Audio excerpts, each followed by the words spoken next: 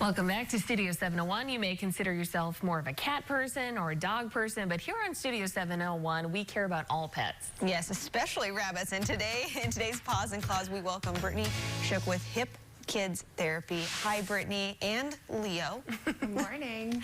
Good morning. So, could you believe how excited Caitlin was and her history of having bunnies? Isn't that cute? It was adorable. It was so fun.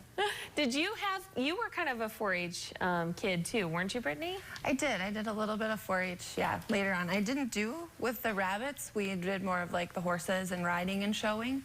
But yeah, I always loved going into the other livestock barns and looking at the rabbits, and of course all the animals went at the 4-H shows.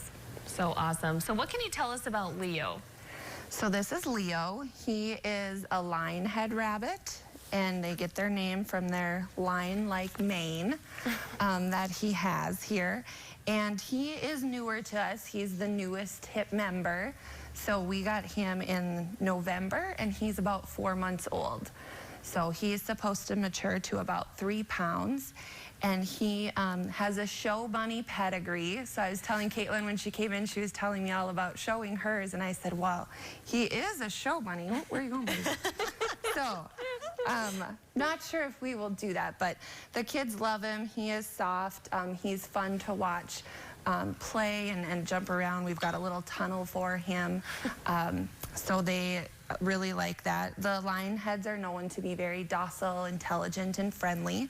You can teach them tricks, so that's going to be next on our list, is to kind of show them and teach them some tricks. They can be litter box trained, so he is litter box trained. So he has his little cage in the house with his litter box, and then throughout the day and when we're home, he goes into a bigger space where he can run and have some room to jump, and that's always fun to watch him. He is so cute. And he is friendly right now. They lick to clean themselves, but he likes to lick people, like he's licking right now. And so he does little licks. It's kind of like a cat tongue. Yeah. So I have to ask, you said that you're going to teach him some tricks. What kind of tricks can a rabbit learn? I've never seen a rabbit do tricks. I don't know if I have either, so I'm going to learn with him, but you can teach him to beg, to kind of stand up on their back legs and beg. We're working on just come right now, so when we call his name or if he's out, we like him to come to us.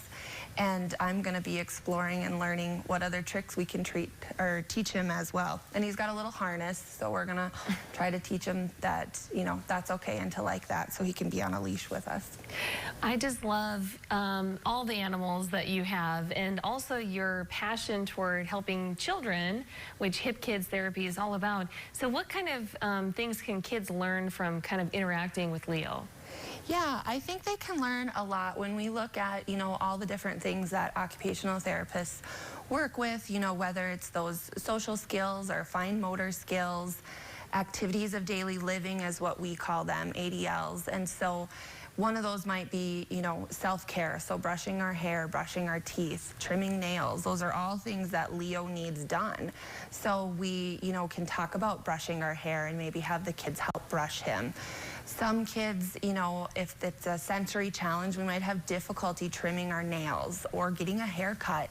So those are some nice instances where we can bring the animal in and have them interact and show that the animal needs that done. Sometimes Leo, he actually just had his nails trimmed last night in preparation for his big debut today. And, he jumped a little bit. And so if they do that during a therapy session, we really, we're okay with that. And we use that as a teaching moment.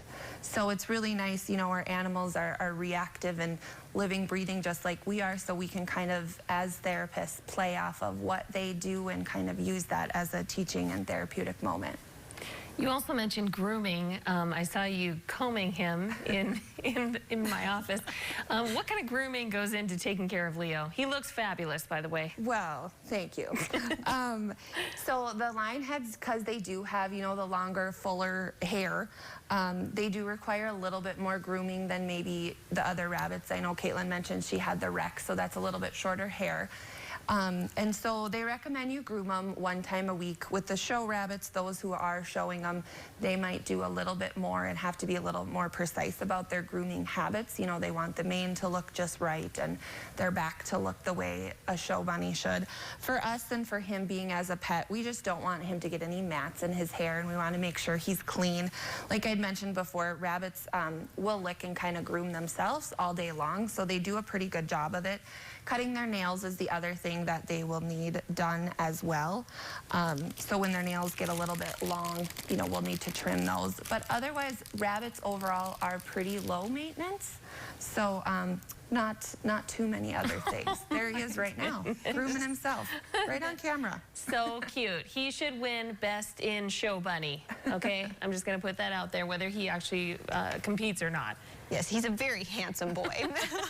Well, thank you again so much, Brittany, for joining us this morning, and Leo. Yes, thank you. For more information, you can visit hipkidstherapy.com or check them out on Facebook. I have a feeling Caitlin's going to end up with another bunny. I know. I'm going to better clear that with Dwight first. We'll keep it here. Coming up next, if you're wondering what to do with your stimulus check, Dustin is here with some financial advice. He has great ideas.